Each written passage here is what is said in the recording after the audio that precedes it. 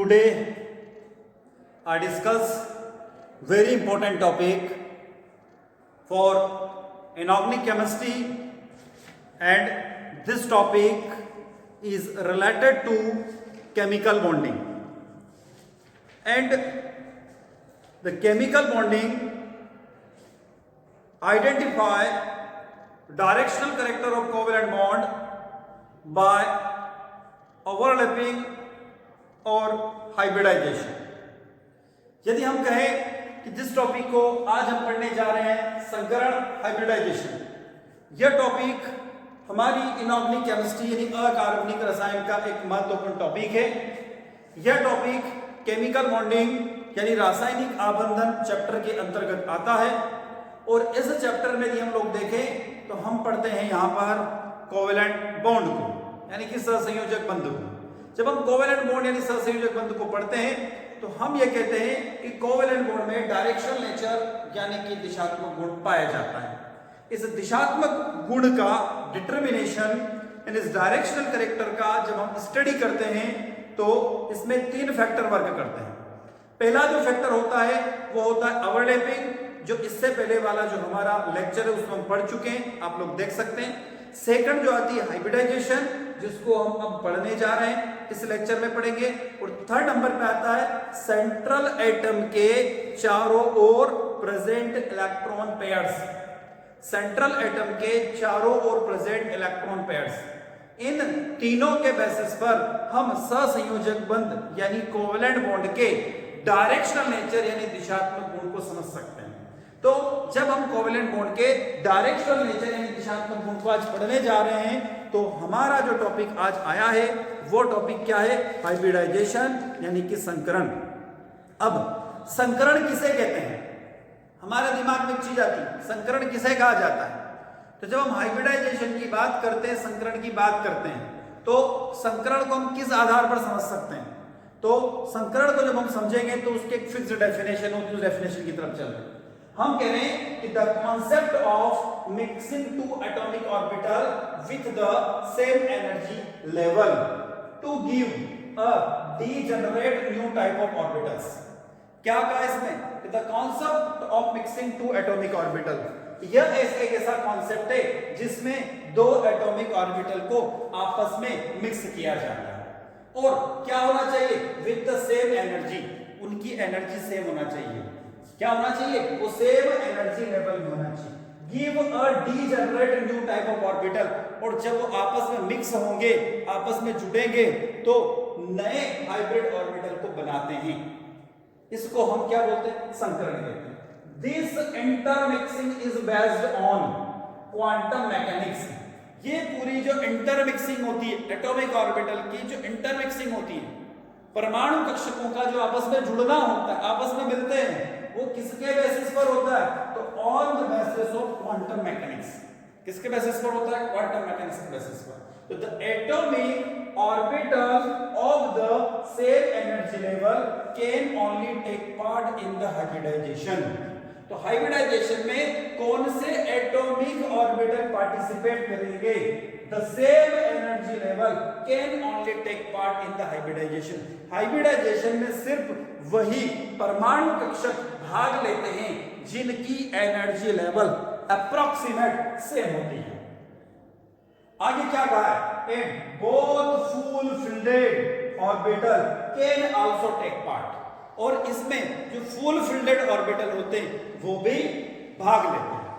In this process provided they have equal energy.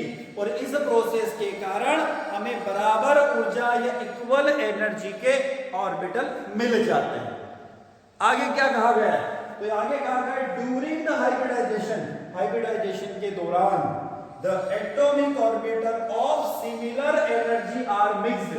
ऐसे atomic orbital, ऐसे परमाणु कक्षक जिनकी ऊर्जा लगभग समान होती है, ऑफ 2s ऑर्बिटल और 2p ऑर्बिटल, या तो 2s ऑर्बिटल या 2p ऑर्बिटल, और 2p ऑर्बिटल और mixing of an s orbital with p orbital और s orbital with the d orbital. कहने का मतलब यह है कि इसमें s ऑर्बिटल p ऑर्बिटल के साथ में sp_d के साथ में, pd के साथ में, तो ये आपस में इंटरमिक्सिंग होती है, आपस में मिल जाते हैं और इस मिल जाने के कारण जो प्रोसेस होती है उसको हम लोग क्या बोलते हैं, हाइब्रिडाइजेशन कहते हैं, और यहां पर एक नए कक्षक का निर्माण हो जाता है। क्लियर है? तो किसी भी हाइब्रिड ऑर्बिटल का यहां पर फॉर्मेशन हो सकता है। एक खास बात इसमें यह है कि जितने ऑर्बिटल पार्टिसिपेट करते हैं उतने ही नए ऑर्बिटल का फॉर्मेशन हो जाता है। ये हाइब्रिडाइजेशन की फिनोमेना की एक टेंडेंसी है। तो ये तो थी हमारी हाइब्रिडाइजेशन की डेफिनेशन। अब जब हाइब्रिडाइजेशन की हम डेफिनेशन देख रहे हैं तो हम अभी पढ़ेंगे रूल्स ऑफ हाइब्रिडाइजेशन। उससे पहले हम इसका कुछ बेसिक कॉन्सेप्ट और देखते हैं।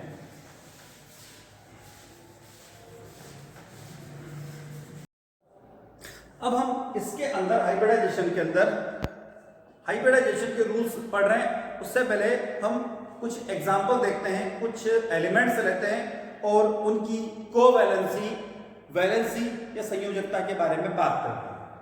हम बात करने जा रहे हैं सबसे पहले यहाँ पर बेरिलियम जिसका एटॉमिक नंबर 4, उसके बाद आता बोरान जिसका एटॉमिक नंबर 5, कार्बन जिसका एटॉमिक नंबर क्या होता है 6। हमने इस तरीके से 3 एग्जाम्पल ले लिए। अब इन तीनों को हम समझते हैं। हम कह रहे हैं इसके अंदर जो ऑर्बिटल्स होते हैं उन ऑर्बिटल में इलेक्ट्रॉन जो पाए जाते हैं वो इलेक्ट्रॉन किस तरीके से होते हैं उसकी तरफ हम चल रहे हैं। तो देखो हमने यहां पर जो बॉक्स बनाए हैं वो रिप्रेजेंट कर रहे हैं ऑर्बिटल को। यहां पर लिख रहे हैं हम 1s, ये हमारा 2s शेल है और ये हमारा हो गया 2p से। बेरिलियम जिसका एटॉमिक नंबर क्या होता है 4 होता है, तो नंबर्स ऑफ इलेक्ट्रॉन कितने हो गए इसके अंदर 4। बोरान के अंदर नंबर्स ऑफ इलेक्ट्रॉन कितने हो गए 5 हो गए। कार्बन के अंदर नंबर्स ऑफ इलेक्ट्रॉन कितने हो गए 6 हो गए। तो यदि हम यहां पर देखें तो आप यहां पर क्या कह सकते हैं कि नो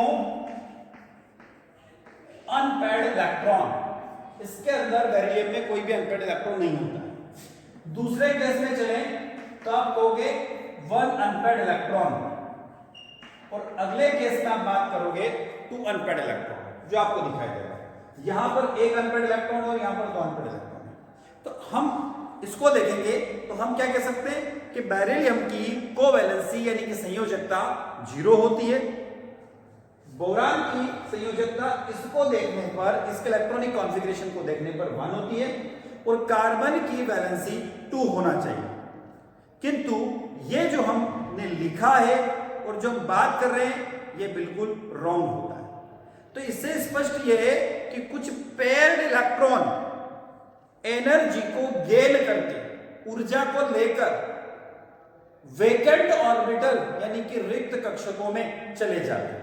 जब वो रिक्त कक्षकों में जाते हैं तो वो एक्साइटेड स्टेट कहलाते हैं। हम कहें कि हमने जो यहां पर स्टेट बनाई है ये हमारी हो गई कौन सी स्टेट है, ग्राउंड स्टेट, यानी मूल ऊर्जा स्तर। ग्राउंड स्टेट को हिंदी में क्या बोलते हैं, मूल ऊर्जा स्तर, यानी हमने ग्राउंड स्टेट बना दिया। अब हम एक्साइटेड स्टेट की बात करें तो क्या होगा, तो देखो हम यहां पर एक्साइटेड स्टेट की बात करें, बेरिलियम वाले केस में देखेंगे तो एक इलेक्ट्रॉन जंप करके कहां चला जाएगा, तो एक इलेक्ट्रॉन जंप करके p में चला जाएगा। तो यहां पर तो ये कंडीशन है और ये कंडीशन हो गई। तो यहां पर हम देखेंगे तो वैलेंसी कितनी होगी बेरिलियम के अंदर 2 वैलेंसी होगी।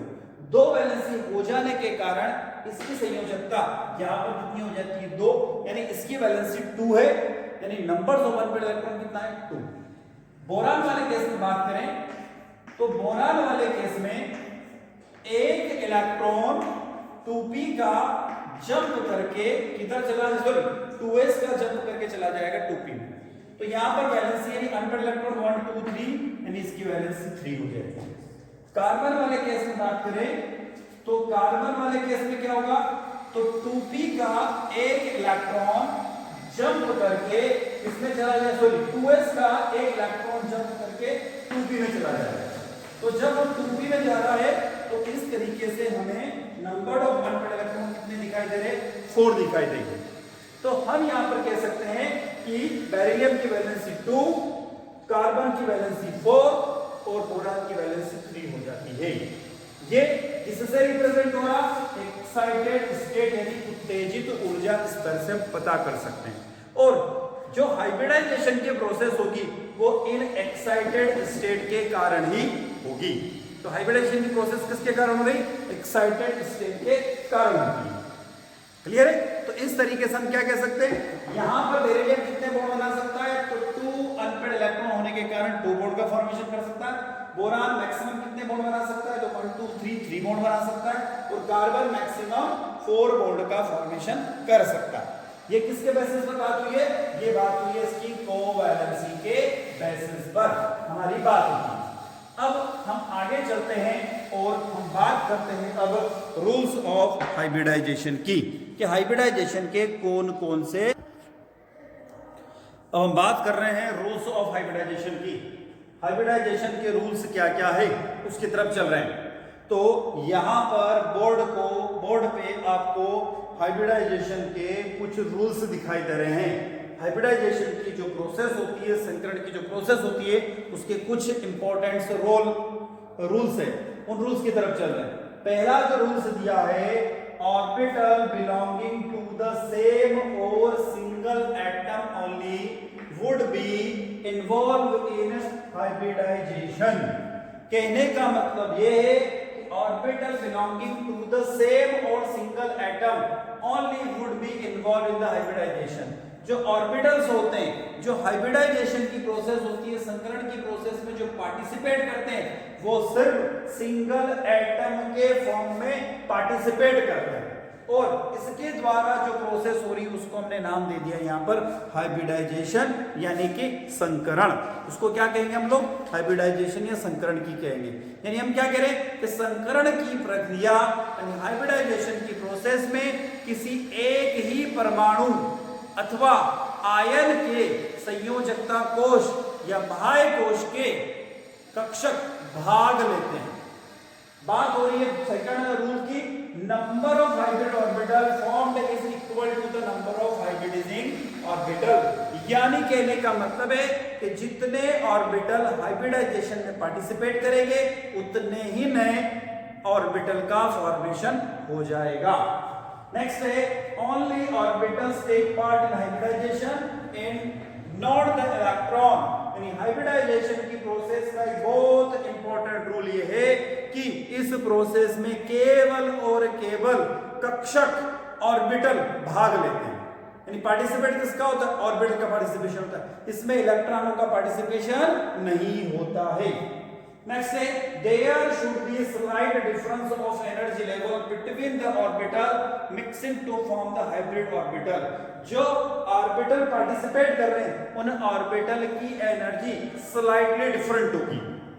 ठीक है, क्या होगी? एनर्जी उनकी स्लाइटली डिफरेंस होगी, हल्का सा उस एनर्जी में चेंज आता है। बट क्या होते हैं? उनकी एनर्जी अप्रोक्सीमेट इक्वल होना चाहिए। नेक्स्ट क्या है? फिफ्थ पॉइंट है, half filled, full filled and empty orbital takes part in the hybridization. तो संकरण की जो प्रोसेस होती है, हाइब्रिडाइजेशन की जो प्रोसेस होती है, उसमें ऐसे कक्षक भाग ले सकते हैं जो हाफ फिल्डेड हो, ऐसे कक्षक या ऐसे ऑर्बिटल पार्टिसिपेट कर सकते हैं जो फुल फिल्डेड हो, और ऐसे ऑर्बिटल या ऐसे कक्षक भी पार्टिसिपेट करते हैं जो कि क्या हो? बिल्कुल खाली हो। तो हाइब्रिडाइजेशन यानी संकरण की प्रोसेस में हाफ फिल्डेड यानी अर्धपूरित, फुल फिल्डेड यानी कि पूर्णपूरित और एम्प्टी ऑर्बिटल यानी खाली कक्षक, ये सब पार्टिसिपेट कर सकते हैं यानी कि भाग ले सकते हैं। नेक्स्ट है, hybrid orbital are similar to each other but their orientation in space में बी डिफरेंट। कहने का मतलब है कि hybrid orbital are similar to each other, वो एक दूसरे के सिमिलर होते हैं बट किंतु उनका स्पेस में ओरिएंटेशन जो होगा वो क्या हो जाता है? डिफरेंट हो जाता है। क्लियर है? ये हमने कुछ इसके रूल्स देखे। एक महत्वपूर्ण रूल जो मैंने बोर्ड पर नहीं लिखा है वो ये है कि hybridization is a imaginary concept. Hybridization एक कल्पना मात्र है, एक इमेजिनरी कॉन्सेप्ट, एक कल्पना मात्र है। जब इमेजिनरी कॉन्सेप्ट एक कल्पना मात्र तो है क्या? जिसका प्रायोगिक तथ्यों को स्पष्ट करने करने के लिए किया जाता है। क्या होता है? एक्सपेरिमेंटल वेरिफिकेशन जब किसी भी कंपाउंड का करना होता है, उसका बॉन्ड एंगल पता करना होता है, उसकी ज्योमेट्री पता करना होती है, तो इनको पता करने के लिए जिस टेक्निक का यूज किया जाता है, जिस कॉन्सेप्ट का यूज किया जाता है, वो कॉन्सेप्ट या वो टेक्निक्स होती है हाइब्रिडाइजेशन, यानी कि संकरण। तो हमने क्या कहा? ये काल्पनिक अवधारणा है जिसका उपयोग प्रायोगिक तथ्यों को स्पष्ट करने में होता है। It is imaginary concept and it is used to experimental verification of geometry and bond angle of molecules. Clear? तो ये तो बात हमारी होती है रूल्स ऑफ हाइब्रिडाइजेशन की। आगे इस लेक्चर के सेगमेंट में हम लोग चल रहे हैं, वो है हमारा टाइप्स ऑफ हाइब्रिडाइजेशन, हाइब्रिडाइजेशन के प्रकार। अब हम पढ़ने जा रहे हैं इस सेगमेंट के अंदर, वो है टाइप्स ऑफ हाइब्रिडाइजेशन, यानी संकरण के प्रकार।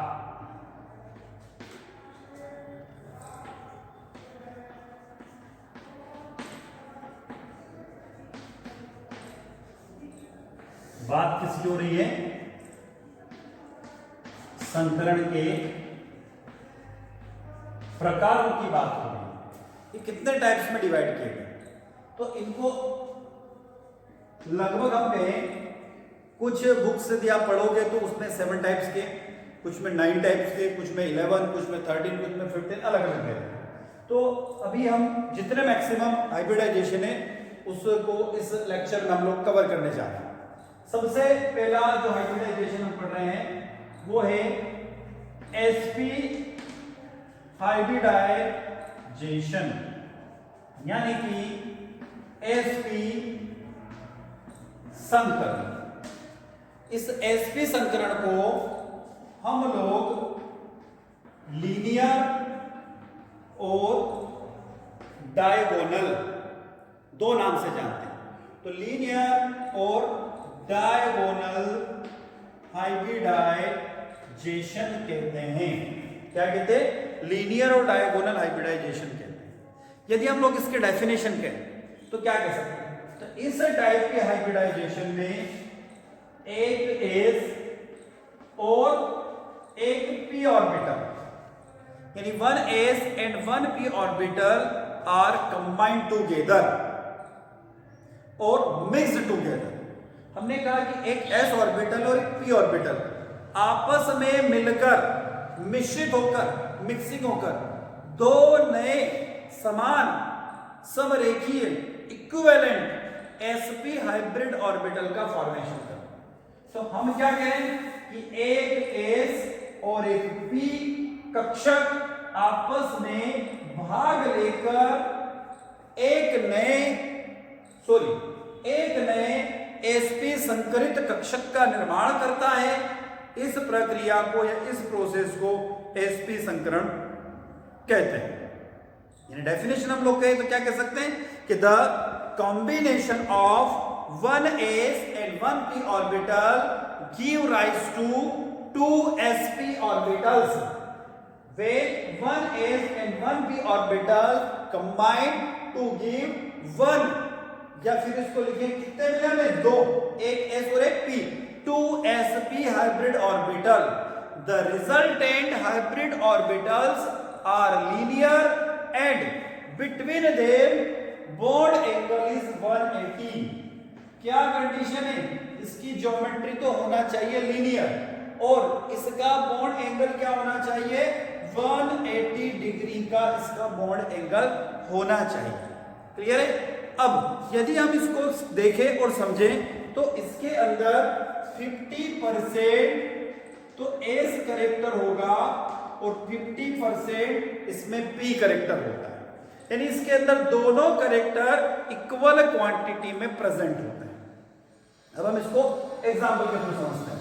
तो जब हम इसको एग्जाम्पल के थ्रू समझने जा रहे हैं तो इसको किस तरीके से समझ सकते हैं? तो हम यहां पर कह रहे हैं और हम लोग जो जानते हैं उसकी तरफ चल रहे हैं। हम कहते हैं कि s जो ऑर्बिटल होता है वो स्फेरिकल होता है। s ऑर्बिटल क्या होता है? स्फेरिकल होता है। ठीक है, आगे बात की जाए यहां पर एक और ऑर्बिटल ने पार्टिसिपेट किया, वो ऑर्बिटल होता है p ऑर्बिटल। तो एक s हो गया और एक p ऑर्बिटल हो गया।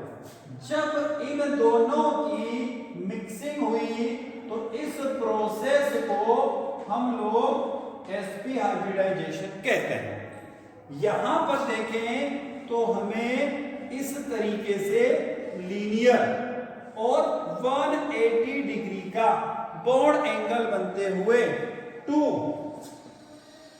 sp ऑर्बिटल का फॉर्मेशन हो जाता है, या 2 sp हाइब्रिड ऑर्बिटल का फॉर्मेशन हो जाता है, जिसको हम लोग sp हाइब्रिडाइजेशन कहते हैं।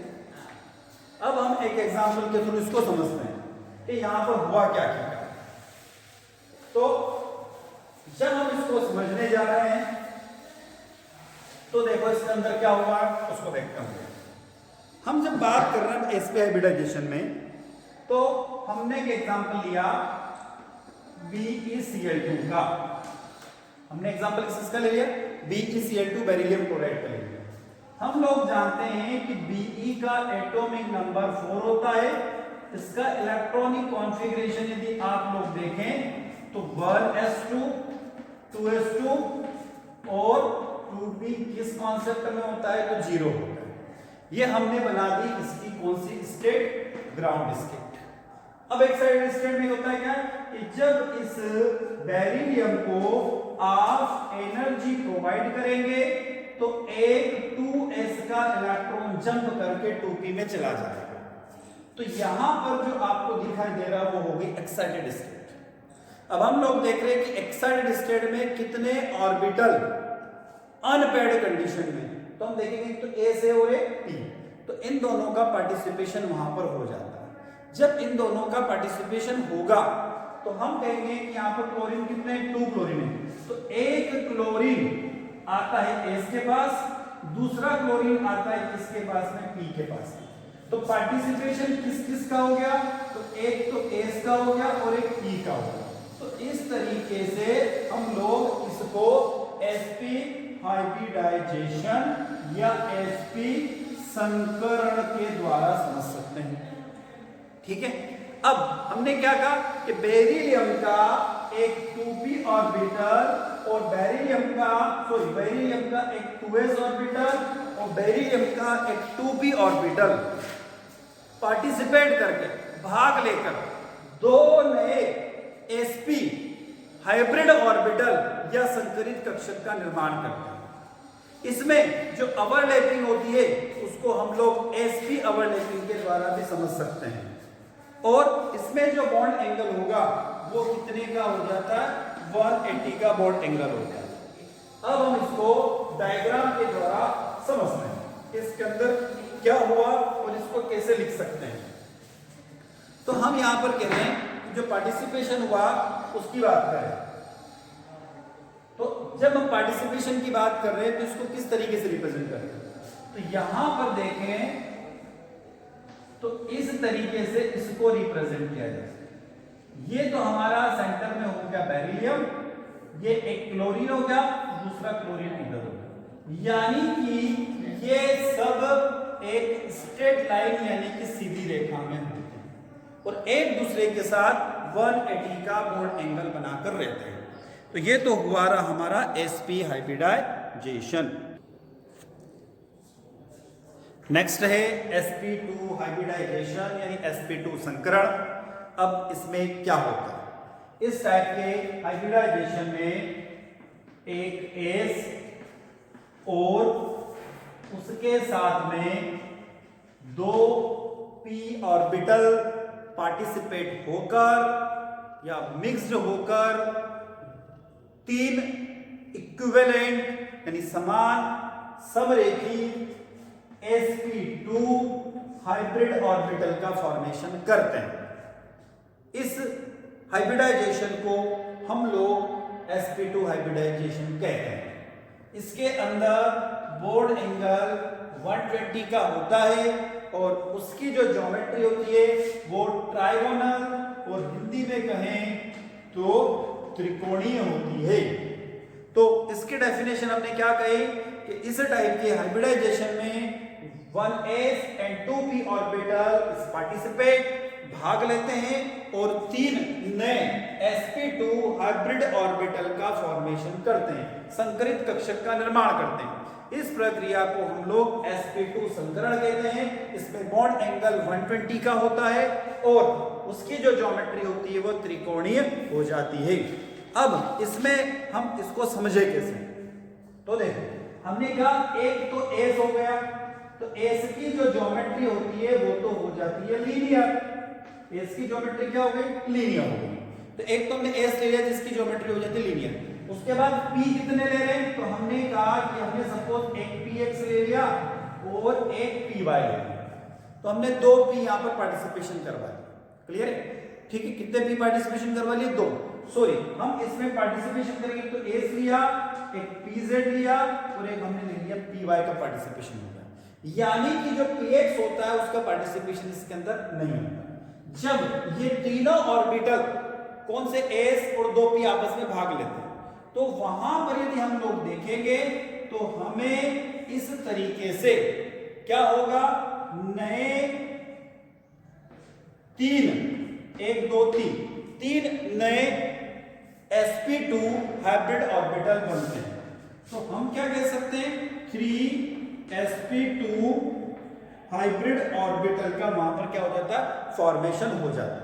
अब यदि हम इसको देखें तो आप इसकी ज्योमेट्री देखें तो देखो कैसी है, ट्रायगोनल यानी कि त्रिकोणीय हो जाती है। अब हमारे पास में इसका जो एग्जांपल है उस एग्जांपल की तरफ हम लोग चलते हैं।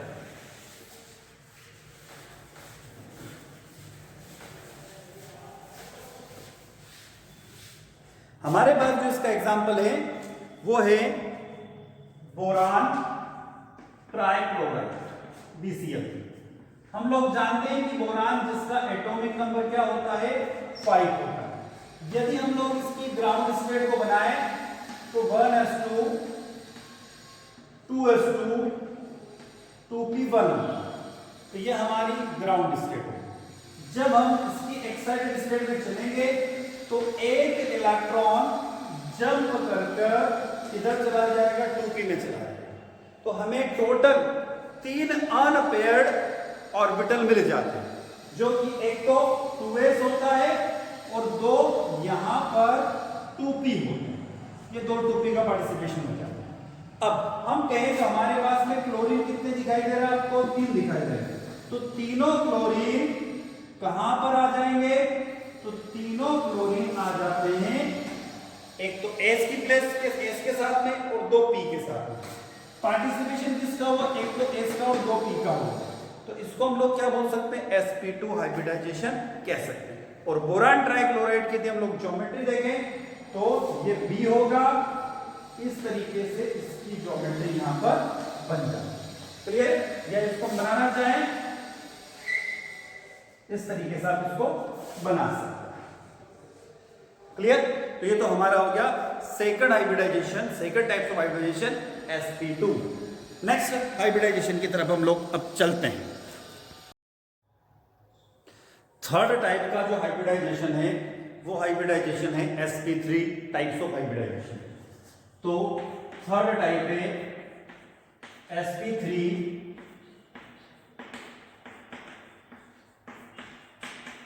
हाइब्रिडाइजेशन, यानी कि sp3 संकरण। अब ये जो sp3 हाइब्रिडाइजेशन होता है इसके अंदर क्या होगा, इसके डेफिनेशन को हम लोग समझते हैं। तो हम ये कहेंगे कि इस प्रकार के इस टाइप के हाइब्रिडाइजेशन में क्या होगा, एक तो s ऑर्बिटल पार्टिसिपेट करेगा, उसके साथ में p ऑर्बिटल कितने होना चाहिए, तो 3p होना चाहिए। तो मैं तीनों p को एक ही जगह बना देता हूं। कैसा बनाए, सपोज हमने बनाया, एक तो बना दिया px, दूसरा बना दिया py और अगला बना दिया हम लोगों ने सपोज pz।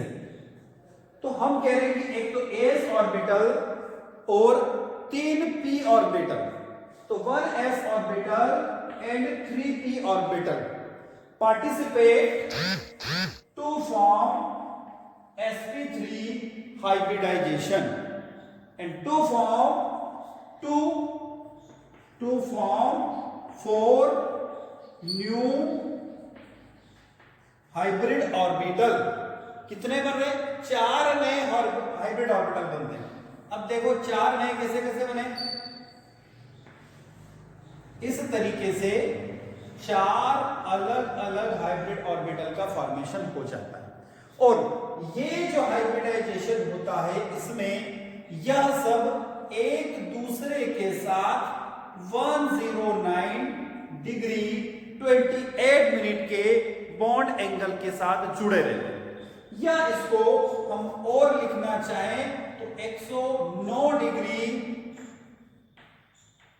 50 मिनट के फॉर्म में भी इसको लिख सकते हैं, या हम इसको लिख सकते हैं 109.5 डिग्री भी इसको बता सकते हैं। इसकी जो ज्योमेट्री होगी वो ज्योमेट्री क्या होगी? टेट्राहाइड्रल, जिसको हिंदी में हम लोग चतुष्ट फलकीय कहते हैं। क्या कहेंगे? चतुष्फलकी कहेंगे। तो हमने क्या कहा, तो इस टाइप के in this type of hybridization, इस प्रकार के हाइब्रिडाइजेशन में एक s 1s and 3p orbital participate to form a 4 new sp3 hybrid orbital, and this hybrid orbital bond angle is 109 degree 28 minute and geometry is tetrahedral, यानी इसकी geometry क्या हो जाएगी? चतुष्ट फलकीय हो जाती है। ये कौन सा संकरण है? ये हो जाता है हमारा sp3 संकरण। आगे चलते हैं। नेक्स्ट जो हाइब्रिडाइजेशन हम पढ़ने जा रहे हैं, पहले नेक्स्ट से पढ़ने से पहले हम इसका एक एग्जांपल देख लेते हैं और उसके बाद आगे चलते हैं। हम बात कर रहे हैं यहां पर, हमारे पास में इसका एग्जांपल है CH4, जिसको हम लोग बोलते हैं मेथेन। अब CH4 मेथेन में कौन सा हाइब्रिडाइजेशन पाया जाता है? तो इसमें sp3 हाइब्रिडाइजेशन होता है। अब ये sp3 हाइब्रिडाइजेशन कैसे होगा उसको हम समझते हैं। हम कह रहे हैं कार्बन जिसका एटॉमिक नंबर 6 होता है, उसका इलेक्ट्रॉनिक कॉन्फ़िगरेशन कुछ इस तरीके से हम लोग लिख सकते हैं। क्लियर है? हमने इसको रिप्रेजेंट किया इसकी ग्राउंड स्टेट से, तो हमने लिखा 1s2 2s2 और 2p2। आगे चले, जब ये एक्साइटेड स्टेट में जाता है तो यहां पर क्या होगा? तो यहां पर 2s का 1 electron move into 2p last subshell, यानी 2p का एक इलेक्ट्रॉन, सॉरी 2s का एक इलेक्ट्रॉन 2p में चला जाता है। तो इसको हमने एक्साइटेड स्टेट से रिप्रेजेंट कर दिया। अब हमें यहां पर कितने 4 अनपेयर्ड ऑर्बिटल दिखाई दे रहे हैं।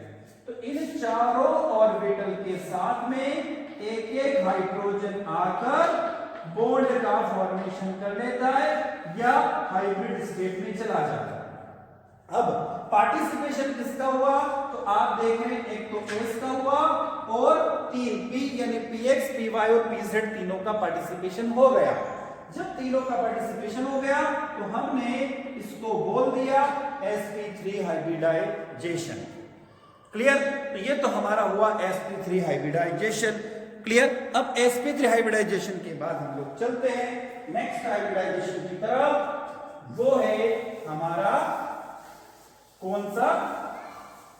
अगला हाइब्रिडाइजेशन है dsp2 हाइब्रिडाइजेशन। नेक्स्ट है dsp2 हाइब्रिडाइजेशन।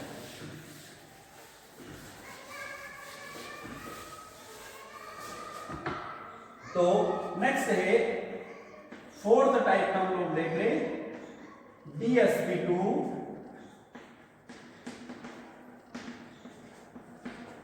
हाइब्रिडाइजेशन, यानी कि संकरण। अब इस टाइप के संकरण में क्या होगा? तो इस प्रकार के संकरण में एक S, एक D तथा 2 p ऑर्बिटलों का पार्टिसिपेशन हो जाता है। तो हम क्या करें? तो इस टाइप के हाइब्रिडाइजेशन में जो आपको नाम दिख रहा है उसी से 1d 1s and 2p orbital is participate, क्या करते हैं? वो उसमें भाग लेते हैं। जब ये पार्टिसिपेट होंगे तो हमें टोटल देखो 2 एक 3 और 1 4, तो कितने टोटल, कितने 4s4dsp2 हाइब्रिड ऑर्बिटल का फॉर्मेशन हो जाता है। 4dsp2 संकरित कक्षक का निर्माण हो जाता है। अब इस प्रकार के हाइब्रिडाइजेशन को हम लोग समझते हैं। इसके अंदर क्या हुआ उसकी तरफ चलते हैं। तो हम कह रहे हैं कि एक तो डी कक्षक ने पार्टिसिपेशन किया, तो एक तो हमने ये बना दिया डी। एक हमारे पास में क्या है, तो एक पार्टिसिपेशन किसका हो गया, एस का हो गया। एस हम लोग जानते हैं क्या होता है, स्फेरिकल होता है। तो एक तो डी हो गया और एक एस हो गया। पी कितने दिखाई दे रहे, तो पी हमारे पास में 2 है। एक हमारे पास में PZ होगा और दूसरा हमारे पास में PX हो जाएगा। तो हमने यहां पर कितने P बना दिए, तो एक P तो इस तरीके से बना दिया और दूसरा P इस तरीके से बना दिया। तो टोटल 4 क्या हो गया, कितने, एक D, एक S, ठीक है, और 2 P ऑर्बिटल पार्टिसिपेट करते हैं। जब इन चारों का पार्टिसिपेशन हो जाता है तो नया बनने वाला जो ऑर्बिटल होता है वो उसको हम इस तरीके से रिप्रेजेंट करते हैं। तो यहां पर 4dsp2 hybrid orbital is formed. 4 क्या बनेंगे, dsp2 हाइब्रिड ऑर्बिटल का निर्माण यहां पर हो जाता है। क्लियर है, ये हमारा क्या हो गया, dsp2 हाइब्रिडाइजेशन हो गया। क्लियर हो गया, कौन सा, dsp2 हाइब्रिडाइजेशन, इसको रिप्रेजेंट कर सकते हैं। अब इसका एग्जाम्पल क्या होता है, उस एग्जाम्पल की तरफ हम लोग अब चलते हैं। ठीक है, कि dsp2 किस तरीके से यहां पर हो सकता है। तो dsp2 का एग्जाम्पल हम लोग समझ रहे हैं। अब dsp2 जो हाइब्रिडाइजेशन है dsp2, उसका सबसे फेमस जो एग्जाम्पल है वो हमने लिया, हम बात कर रहे हैं dsp2 हाइब्रिडाइजेशन के एग्जाम्पल की। हमारा एग्जाम्पल है Ni2NS3 4 2+। हम लोग जानते हैं कि निकल का एटॉमिक नंबर 28 होता है। यदि इसका इलेक्ट्रॉनिक कॉन्फ़िगरेशन आप लोग लिखेंगे तो 1s2 2s2 2p6 3s2 3p6 4s2 3d8 4p0 लिख सकते हैं। अब हम इन लास्ट के तीनों को बात करते हैं। जब हम कह रहे हैं कि निकल की ऑक्सीडेशन स्टेट इस एग्जांपल में 2+ दी हुई है, तो Na2+ लिखना है। पहले तो Na की बात कर लेते हैं। Na को लिखे तो कैसे लिख सकते हैं, हमने लिखा 3d8 4s2 और 4p0। जब Na किसमें चला गया, हमने लिखा Na convert to 2+ oxidation state, तो ये 2 इलेक्ट्रॉन यहां से बाहर चला जाता है। तो 3d8 4s0 और 4p0 वाला कॉन्सेप्ट रह जाएगा। जब ऐसा कुछ कॉन्सेप्ट हो गया, ठीक है, अब हम इसको बना सकते हैं। देखो कैसे बना, D के अंदर टोटल कितना इलेक्ट्रॉन है, तो 8 इलेक्ट्रॉन दिख रहा, 2 2 4 2 6 7 और 8। S के अंदर कोई इलेक्ट्रॉन है क्या, नहीं। P के अंदर कितना इलेक्ट्रॉन है, 0। क्लियर है, तो ये हमारी हो जाती है ग्राउंड स्टेट। अब आगे चलते हैं हम लोग एक्साइटेड स्टेट की तरफ। तो जब हम एक्साइटेड स्टेट की तरफ जा रहे हैं तो क्या होगा, ये इलेक्ट्रॉन जंप करके इधर चला जाएगा। तो 1 2 3 4 5 6 7 और 8, एक d ऑर्बिटल पूरा वैकेंट हो जाएगा। s वैकेंट पे है और p भी पहले से ही वैकेंट है। हमारे पास में टोटल NS3 कितने हैं, 4। अब ध्यान देने वाली बात यह है कि एक जो NS3 होता है उसके पास में 2 lone pair, sorry 1 lone pair होता है। जो 1 लोन पेयर होता है वो कोऑर्डिनेशन बॉन्ड बनाने की बात करता है। तो हम कहें कि एक NS3, दूसरा NS3, तीसरा NS3 और 4th NS3, चौथा NS3। तो इस तरीके से इन अमोनिया के जो नाइट्रोजन है उसके ऑर्बिटल का पार्टिसिपेशन यहाँ पर हो जाता है। अब कहाँ पर पार्टिसिपेशन हुआ, एक डी पर, एक एस पर और 2 पी पर। तो इस तरीके से इसका हाइब्रिडाइजेशन DsP2 हो जाता है। इसके जो स्ट्रक्चर होता है उस स्ट्रक्चर की तरफ चले तो हम लोग देखेंगे तो निकल तो सेंटर में है, उसके चारों तरफ क्या हो जाता है, चारों तरफ NH3 इसके साथ में जुड़ा रहता है। कौन से बॉन्ड के साथ में, कोऑर्डिनेट बॉन्ड के साथ में, इसके साथ में अटैच रहता है। क्लियर है? ज्योमेट्री देखें तो आप देखेंगे स्क्वायर प्लेनर ज्योमेट्री आपको दिखाई देगी। कौन सी होगी, स्क्वायर प्लेनर। बॉन्ड एंगल इसका हो जाता है 90 डिग्री का बॉन्ड एंगल हो जाता है। क्लियर है? अब अगला हाइब्रिडाइजेशन की तरफ हम लोग चलते हैं। नेक्स्ट हाइब्रिडाइजेशन है sp3d हाइब्रिडाइजेशन।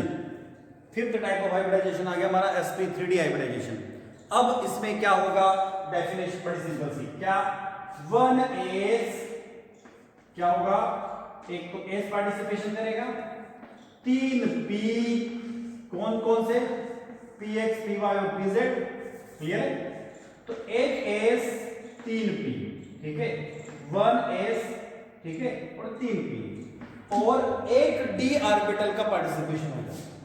तो एक d ऑर्बिटल का पार्टिसिपेशन होगा। तो जब ये तीनों का पार्टिसिपेशन एक साथ होगा तो टोटल कितने हो गए, 3 1 4 और 1 5। तो 5 ऑर्बिटल पार्टिसिपेट, कौन कौन से, 1s 3p एंड 1d।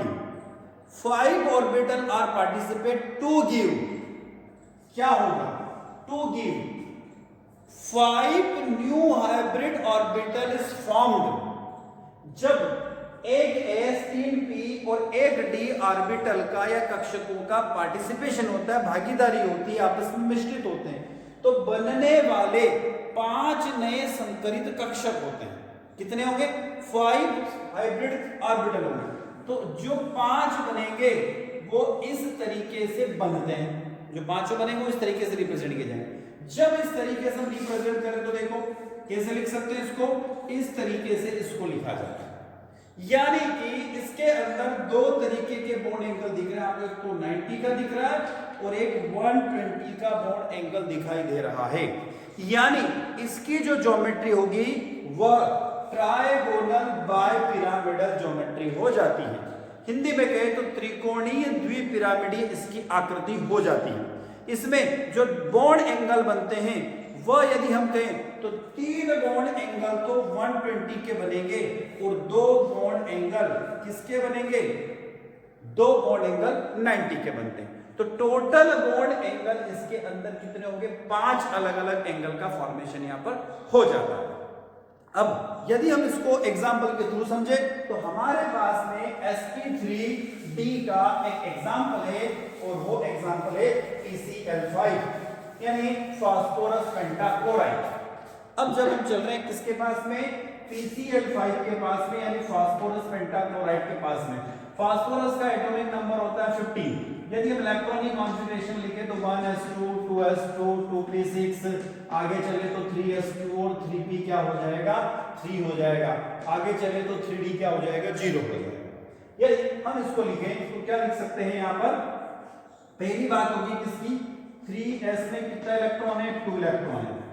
आगे चले p में कितना इलेक्ट्रॉन है, 3p में 3 इलेक्ट्रॉन है। और हम लोग जानते हैं कि जो हाफ शेडेड कंडीशन होती है वो क्या होती है, स्टेबल होती है। 3d में क्या हो गया, 0 हो गया। कौन सी स्टेट है, ग्राउंड स्टेट है। अब हम चल रहे हैं एक्साइटेड स्टेट में।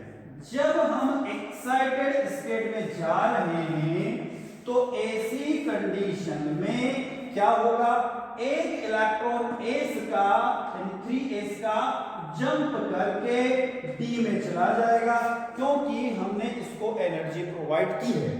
तो अब जब ये इलेक्ट्रॉन जंप करके d के अंदर चला गया तो हमारे पास में टोटल अनपेयर्ड जो ऑर्बिटल है उनकी नंबर हो जाती है 5। जब 5 नंबर हमारे पास में हो गई तो पांचों जगह इसका पार्टिसिपेशन हो जाएगा, Cl के ऑर्बिटलों का पार्टिसिपेशन हो जाता है। तो टोटल पार्टिसिपेशन देखें तो एक s 3p और एक d का पार्टिसिपेशन हो गया। इस तरीके से हम इसको sp3d हाइब्रिडाइजेशन कह सकते हैं। अब बात करते हैं इसकी ज्योमेट्री की कैसी है। तो फास्फोरस सबसे सेंटर में होगा, उसके दोनों तरफ क्लोरीन होंगे और इस तरीके से इसकी ज्योमेट्री बनेगी। तो आप देखेंगे तो आपको यहाँ पर तो 90 का बॉन्ड एंगल दिखाई दे रहा, इधर कितने का दिखाई देगा, 120 के बॉन्ड एंगल दिखाई देते हैं। तो इसमें दो तो 90 के होते हैं और तीन कितने के हो जाएंगे, 120 के बॉन्ड एंगल होते हैं। क्लियर? तो ये तो हमारा हो गया sp3d हाइब्रिडाइजेशन। नेक्स्ट है इसके बाद में sp3d2 हाइब्रिडाइजेशन। sp3d2 hybridisation. अब sp3d2 हाइब्रिडाइजेशन की तरफ हम लोग चलते हैं और उसको समझते हैं।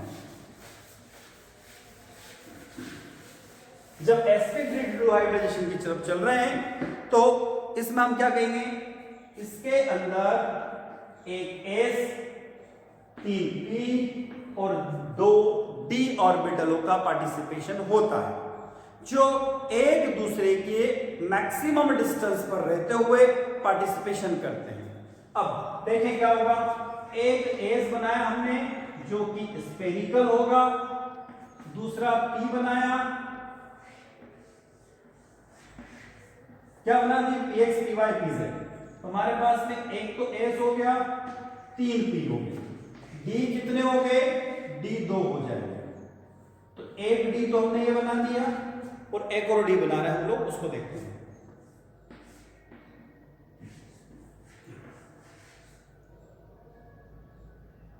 ये एक डी बना। टोटल ऑर्बिटल कितने होंगे, तो देखिए 3, एक 4, एक 5 और एक 6। टोटल नंबर ऑफ ऑर्बिटल हमारे पास में कितने हो जाते हैं, 6 हो जाते हैं। अब जब 6 हो गए तो ये आपस में कंबाइन होंगे, तो देखो 1 2 3 4 5 6। इस तरीके से 6 अलग अलग नए न्यू हाइब्रिड ऑर्बिटल यानी संकरित कक्षकों का निर्माण हो जाता है, जो एक दूसरे के साथ में 90 डिग्री के बॉन्ड एंगल पर होते हैं और इनकी जो ज्योमेट्री होती है वह अष्टफलकी होती है, जिसके हम लोग ऑक्टाहेड्रल कहते हैं। क्या कहते हैं, ऑक्टाहेड्रल इसको कहते हैं, अष्टफलकी कहते हैं। अब इसका एक एग्जाम्पल है, उस एग्जाम्पल की तरफ हम लोग चल रहे हैं। एग्जाम्पल है SF6 यानी सल्फर हेक्साफ्लोराइड। अब हम चले एग्जाम्पल की तरफ। क्या लिया हमने, SF6 sulphur atomic number 16। Electronic configuration लिख देते हैं, 1s2 2s2 2p6 3s2 3p4 3d0। क्या हुआ, सल्फर की ground state 3s2 3p4 3d0 ground state. S में इलेक्ट्रॉन 2, पी में electron 4। Total number of electron कितने हो गए, 4 और 2 6 इलेक्ट्रॉन हो गए। अब क्या होगा, अब हम प्रोवाइड करेंगे इसको एनर्जी, कहां पर जाएगा, एक्साइटेड स्टेट में जाएगा। जब एक्साइटेड स्टेट में जाएगा तो क्या होगा, ओनली मूव ऑन 3d। तो एक इलेक्ट्रॉन एस से निकला, एक इलेक्ट्रॉन निकला पी से, 2 इलेक्ट्रॉन कहां चले गए, डी में चले गए। टोटल वैकेंट ऑर्बिटल कितने हो गए हमारे पास में, 6 vacant orbital present in the sulphur atom. Total कितने हो गए, 6 हो गए। अब पार्टिसिपेशन की बात करेंगे, पार्टिसिपेशन इन फ्लोरीन ऑर्बिटल कितना हो गया, 1 2 3 4 5 6। टोटल कितने ऑर्बिटल का पार्टिसिपेशन हुआ, 6। कौन कौन से, 1 तो s, p कितने हैं 3, d कितने हैं 2। इस तरीके से हम इसको sp3d2 हाइब्रिडाइजेशन कहेंगे। अब इसकी ज्योमेट्री कैसी है उसकी तरफ चलते हैं। तो जब हम इसको बना रहे हैं यहां पर, तो ये सल्फर है, फ्लोरीन कितने हैं, तो टोटल फ्लोरीन यहां पर कितने होंगे, 6 हो गए। इसको चाहे तो इस तरीके से बना, क्लियर। ज्योमेट्री कौन सी है, ऑक्टाहेड्रल ज्योमेट्री, अष्टफलकीय इसकी ज्योमेट्री हो जाती है। तो ये तो था हमारा सल्फर हेक्साफ्लोराइड यानी हाइब्रिडाइजेशन किसका था? sp3d2 का। नेक्स्ट है 7 टाइप ऑफ हाइब्रिडाइजेशन sp3d3। अब हम समझने जा रहे हैं sp3d3 हाइब्रिडाइजेशन। आप ये वीडियो लेक्चर देख रहे हैं, आपको समझ में नहीं आता है तो कमेंट बॉक्स में कमेंट अवश्य करें, और यदि अभी तक हमारे चैनल को सब्सक्राइब नहीं किया है तो सब्सक्राइब अवश्य कर लें। चलो हम चलते हैं sp3d3 हाइब्रिडाइजेशन की तरफ। इस टाइप के हाइब्रिडाइजेशन में क्या होगा? एक S दिख रहा है, एक S 3p और 3d ऑर्बिटलों का पार्टिसिपेशन होता है। जब वो पार्टिसिपेट करते हैं तो 7 new sp3d3 hybrid orbital is formed, और ऐसी कंडीशन में उसकी जो ज्योमेट्री होगी वो पेंटागोनल बाय पिरामिडल होगी। PBP geometry pentagonal bipyramidal होगी। इसके अंदर यदि बॉन्ड एंगल की बात करें तो 72 और 90 डिग्री के बॉन्ड एंगल आपको दिखाई देते हैं। कितने? 72 90। इसके अंदर 5 बॉन्ड एंगल तो 72 के होंगे और 2 90 डिग्री के हो जाते हैं। इसका एग्जांपल हम लेते हैं और आगे बात करते हैं।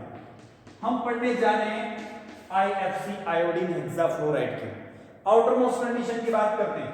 आयोडीन की आउटर मोस्ट कंडीशन क्या होती है? आयोडीन की आउटर मोस्ट कंडीशन है NS2NP5 होगी।